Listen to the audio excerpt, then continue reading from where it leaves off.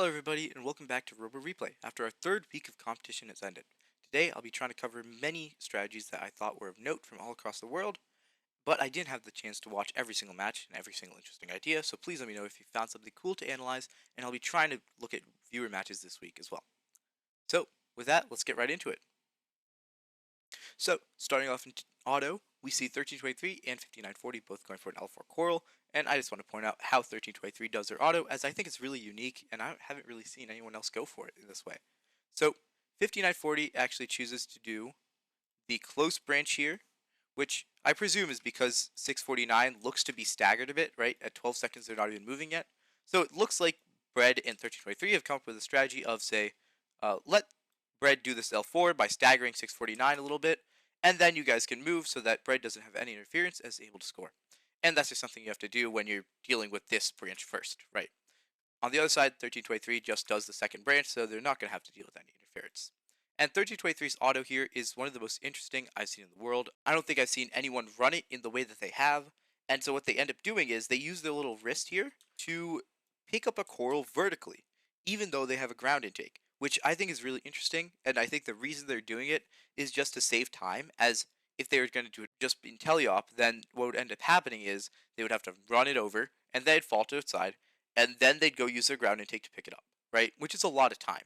With considering the amount of time the human players can save by throwing coral off the coral stations and basically next to the reef, that is a lot of time to waste. So instead, 1323 says, hey, we'll just pick these all up vertically, and we'll just do a quick little force piece auto, which is really, really consistent and almost always works. And something interesting they do is they don't really care about the fact that they're losing some points here by doing L2 instead of an L3 in auto with this last piece, not dealgifying. So they literally just say, we don't care. We just want the 4 pieces on, and we're happy with what we get. And something I think is really crazy here is that if 649 was able to do a little, maybe a coral here and then algae in the barge, then this auto would end up being like something like 62 points, which is absolutely crazy to think about. That teams in auto are scoring about as much as some alliances are scoring in district events that I've seen, which is absolutely ridiculous, right? And that's just what you get when you have such insane teams at the top. So starting off in Teleop, we'll see that 1323's strategy is to just pick up coral that comes to them, right? Look at the coral that's being thrown out as soon as auto ends. As soon as the Teleop starts, both these human players are just whipping coral down. We see coral here. I mean, 2 coral that are essentially right in front of Madtown, right? Like, they don't have to move their robot, and they're picking them up, and they're just putting them in L4. And I think that's something that's really interesting from Madtown is that their strategy for scoring coral is we're going to do all the L4s first, or most of the L4s first, right? Maybe do one that's in front of us because we have a coral there, right? That's why they're just going to optimize that. And we're going to remove the algae first because algae is worth 4 points in Teleop, right?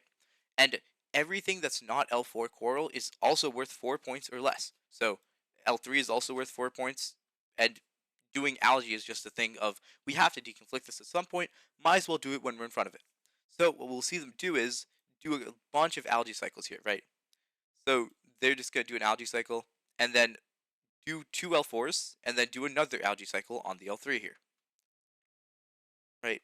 So again, another algae cycle, and then they're going to go back to doing their L4s. And the reason this works so well is because the coral is so close here, right? On the reef, basically on the reef, where Madtown doesn't have to do the whole jig of run up to the coral station and then come back all the way. And this allows them to just basically cut their cycles in half so they have the time to just go do the algae so that they can do the L3s once they end up coming, right? So we see, again, we do an L4 to place and we take the algae off and we're immediately going to the next place. And once they get to it, right, once all L4s are scored, I think there's something really interesting that they do here, which is, I mean, not all the L4s are scored because of this L4 here, but they'll score that eventually. And their strategy here is instead of doing L3s next, right, do the whole row of L3s, because this is elims and they don't really care and they just want points, what they end up doing is they say, we're not going to move our robot, or we're going to try to move it as less as possible. And so what they do is they say, we're going to do L3, L3, L2, L2. And they're going to fill the whole side, 2 branches first, and then they're going to move to the next two branches, and the next two branches, and the next two branches. And the reason this works so well is because of how good they are, right? Like, if you are, as an alliance, aren't able to fill up basically all of L4 and L3 and L2, then this strategy is going to be horrible for you. Because what will end up happening is you'll leave up some extra points on L3 and on branches that you didn't really go near because you weren't able to do all of the whole branch that you were just starting with there, right? And the reason this works so well is just like, I mean, the coral's right here. The robot basically just has to rotate a bit, and they're immediately picking it up, and they're going to score, right? So let's look at them, right? Again, move forward a teeny bit, and we're going to go up. Again, coral's right in front of us. Let's just keep staying here. We're going to do get in our little cycles, and boom, coral up, and we're done with those two branches. Now we're going to take coral in front of us again, and we're going to go up.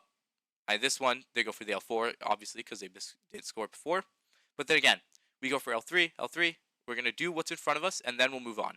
And the reason this works is because of how crazy their scoring is, where they're just so confident in being able to score the entirety of the branches that it doesn't really matter. And on the other side, we see Bread dealing with a bit of defense, but Bread does a great job here, right?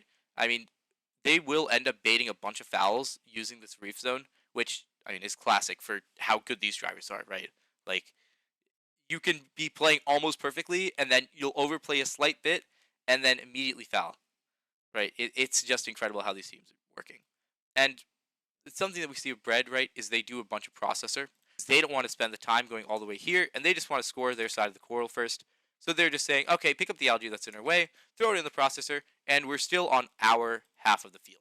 And we're still doing cycles and saving our time. But one of the reasons I have issue with high scores in this game sometimes is that teams will be throwing algae into the processor, and because it's worth 6 points instead of like the 4 that you would have from the barge, it'll boost your score up by extra points, even though it's not a harder challenge, right? Because technically it's only a gain of 2 points, but instead you're getting 6 points for it for your final score. But I mean, you're still getting the cycles in. It's still very impressive, right? I'm not saying that high scores aren't impressive in this game, just that maybe sometimes they could be a little bit inflated by processor scoring. But anyways, we see as soon as the whole reef is full, I mean, Madtown's just going to do some L1s, right? This sign of an L1 scorer, I've seen it on Madtown. I think Stoypulse also does the same thing. 125 is something very, very, very similar, where they have an L1 ground pickup that just ploops it on. And once they get over to this side, you'll see a much better angle of why this works so well. So you see they have two coral here, right? Okay, you saw it right there. This little coral just ploops on at the back of the coral there. And something that works really, really well because of that is how many spaces you can score. As normally, you would expect that maybe we can fit 1 or 2 in here, and then we move on to the next one. But because you can just ploop that one on the end there with your L1 scorer, you're able to fit 4 coral, which is going to be big for teams who are trying to just maximize that L1 in the really, really high level. Obviously here, it doesn't really matter, as Alliance 1 is just completely outscoring Alliance 2, right? So the optimization of L1 doesn't matter, but when you see teams like Orbit, 2056, 1323, 1678, 254, right, all these incredible teams playing up against each other, this optimization of how much can we fill L1, I think will really end up mattering. And so, right, 30 seconds left, we see this match isn't really close. Honestly, if they wanted to, they could just go climb this point.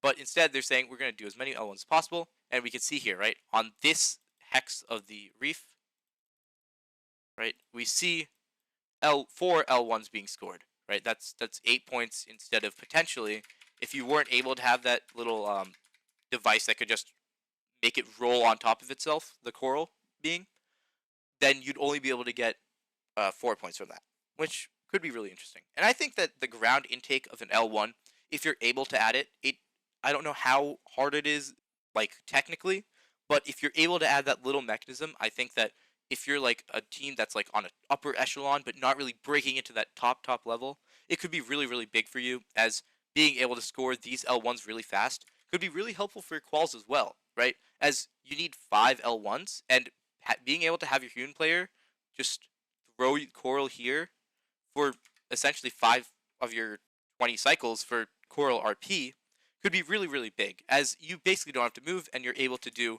almost an entire level of the 3 levels or 4 levels, depending on whether you have co-op, to get the qual RP.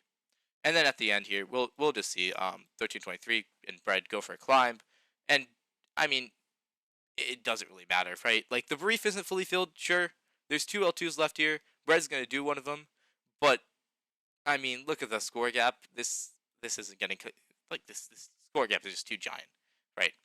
And then on the other side, if we look at the finished reef here, we can see that 581 and their partners chose that they didn't want to do that whole we're going to score one side of the reef at a time because they're not confident they can fill all of it, and they weren't able to fill all of it. So in terms of maximizing their points, this was better for them, just going for the whole L4 into L3 thing. But if you are able to do all of the L2, L3, L4s, then going L4, L3, L2 could be really helpful for your efficiency. And then at the end, we just see some deep climbs here, right? And then we'll see what I think is most teams are doing this with their third robot. If they can't climb and they can't triple deep climb, is they'll have their bumpers just like rotated so that they can fit a tiny piece of them in the corner there so that they can park, but also they're not interfering with either Bread or Madtown's climb. Right. Now, let's check out what I think was really, really eye-opening to how pins are being called in this game in the Western New England District event this week. In the Western New England District event, we're going to be taking a look at a match against from Alliance 2 and Alliance 1. And Alliance 1 in general has been kind of sweeping the entire competition this event, right? I mean, 195 peaked at 19 Teleop cycles in their qual matches, and I have no clue what they were able to do in elims, right, where they had a fully cleared side. So we'll see 195 is just going to go for some algae in the processor again, because it's on their side, they want to clear it out. And then we'll see the same thing of that 581 was doing, right, where we're going to go for L4s first, and then we're going to go L3, L2, L1, because we don't have ground intakes on either of these robots. Both these robots are actually funnel intakes, and they're still able to score this much, which I think is really impressive. Now, what I really want to focus on here isn't what happens in like Teleop, as the strategy is pretty consistent with what we've seen all year, right? It's a good strategy, it works, we know it works, but I want to take a look at how pins get counted in this game. And something that I saw New England refs were doing quite a bit of, but I don't know if refs around the world were doing. So what I think is really interesting is, if we take a look here, right, 195 has a corner of their bumper on 8567. And because 195 is against a wall here, 8567 is getting called for a pin. And because pins were changed from 3 seconds or 5 seconds to 3 seconds this year, it tells refs that, hey, we need to put an emphasis on calling pins correctly and calling them as fast as we can. So as soon as your bumper is going to make contact with the wall, that is immediately a pin count. And I don't know if I've seen that called consistently throughout the world, but at least in this event, that was how it was getting called. Where as soon as your bumper was touching the wall and another robot touched you, that is a pin count immediately, right? And this ref is on top of it. Props to her. I don't know her name, sadly, but she was very incredible in calling pins the entire week, or the entire comp, rather. And so, well, if we wait here a bit, we'll see 195 actually ends up breaking down here, and it's just gets very unlucky with their positioning. But we'll see here, 195 is going to end up dying here on the field. And so here, right, 195, by all intents and purposes, is trying to get into their coral station, right, very clearly. And 8567 is in their way. However, because the coral station is not a protected zone, this means that an offensive robot can pin a defensive robot. So, as we'll see here, we can see that the red robot is getting called for a pin on the blue robot, even though it is on the red side. And this is completely in line with how the rules have been written. If you are a robot that is touching anybody who is against a wall, that is a pin count that should be started. And that is what's happening here, right? So we see 195 is, I think, not really able to move at all, and they're just getting called for pins, right? Look at that. Another pin call here, right? Points for the Blue Alliance. And it'll just keep going. And, I mean, at this point, 195 gets to move, but then they slam up against the wall, and we can see that the pin count is still going here. And this was a pretty decent controversy in New England, as the Alliance 1 did end up losing this match due to all the foul points. But I think that was completely fairly called, and one of the really interesting things is that the reason that 195 was getting called here, even after 8567 was able to move, was because 195 did not leave with the 6 feet that they had to clear the pin, nor did 8567 leave the 6 feet that they had to clear the pin, as the rules state that one of the robots has to leave within 6 feet of where the pin happened for the pin to be called off. 8567, as a defending robot, I mean, they're getting 2 points every single time they're just sitting there. Why wouldn't they just keep getting pinned? I mean, why not? You're getting free points for your alliance, right? So they don't want to move. 195 kind of did. They can't move. But I think that this situation is really just like a 1 in 100 chance, right? This isn't going to happen every day. That's not what I'm paying attention to. But I want to note how this could be really interesting if teams find a way to clog this coral station. Where if you're able to just straight up stopgap on this coral station, right? Find a way that you can just deny all coral coming out. And then you just say, okay, use the other coral station. As we've seen robots doing, right? Where you say, okay, robot, go sit in front of that coral station and just don't move. Just stop. Like, just make sure they can't use that coral station for funnel robots.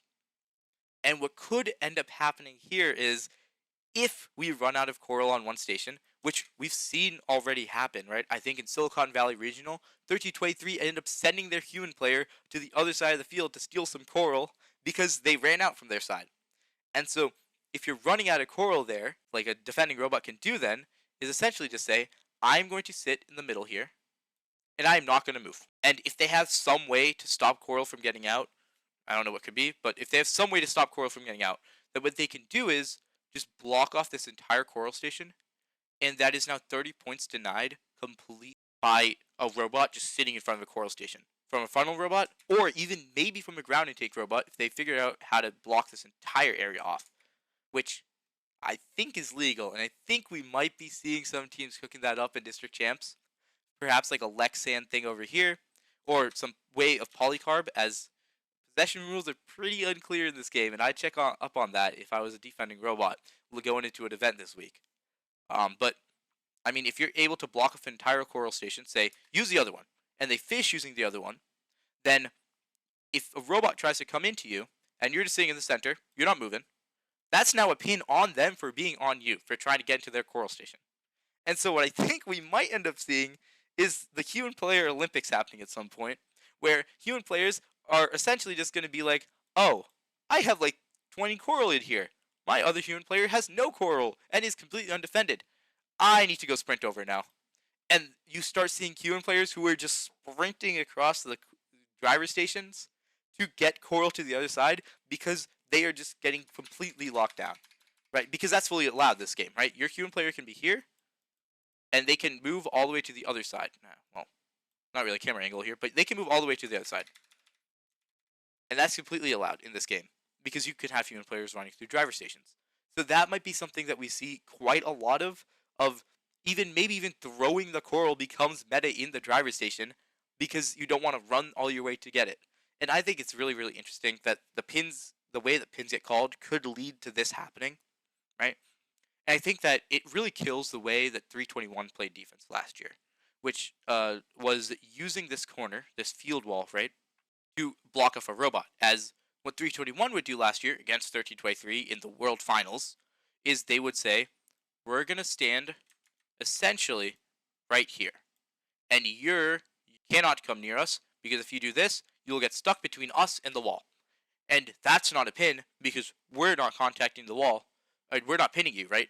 We're just making it so that you can't go through there.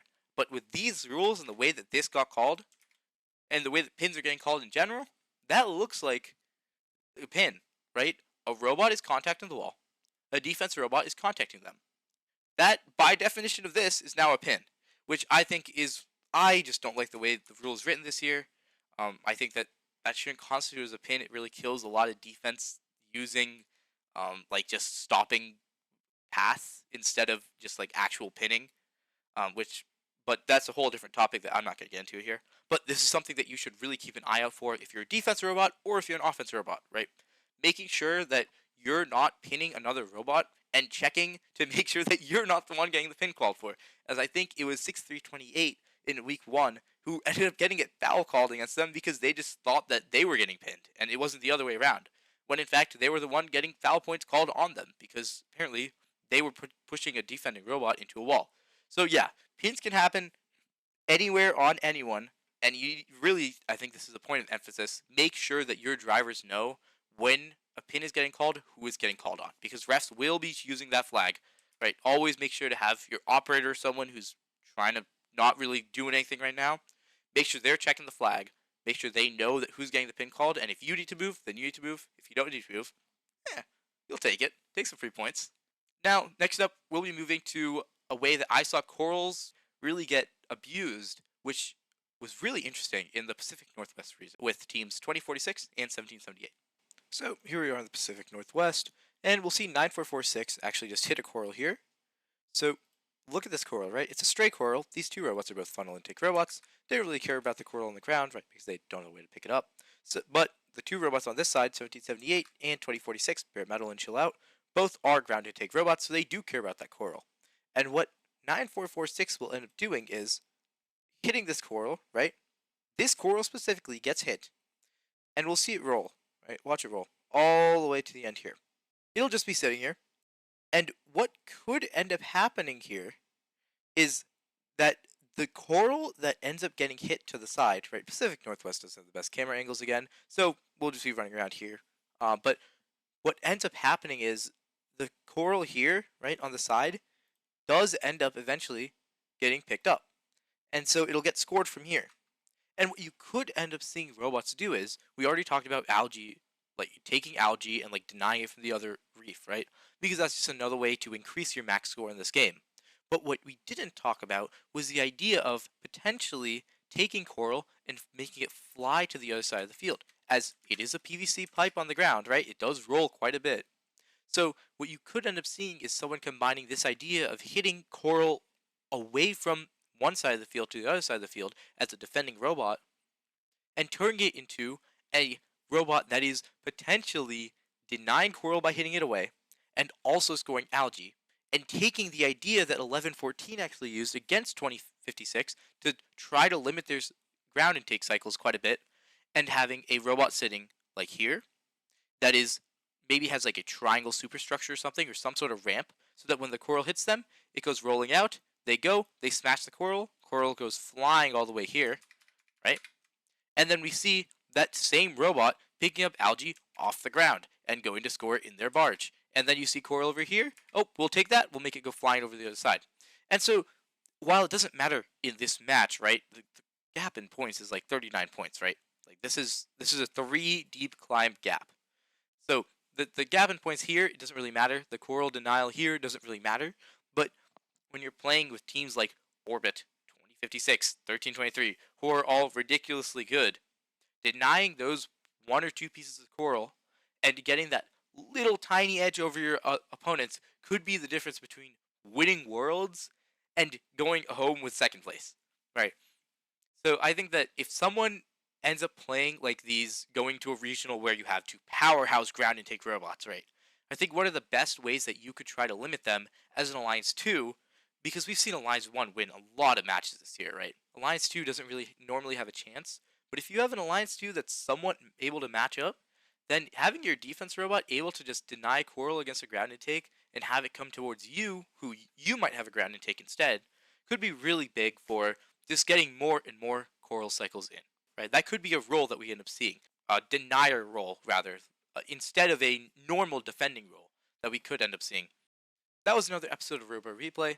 I couldn't check out all the strategies across the entire world that were used this week. If you do end up finding matches that you want to check out, then please let me know. Link them in the comments below. I'll try to go into them and see what was interesting about them. I will be trying to put out a viewers match again this week, checking out matches that you guys submit to me and trying to analyze them and seeing what was really interesting in alliance selection strategy, in game strategy, in qual strategy, in elim strategy, anything of the sort. But yeah, thank you for watching and have a lovely day.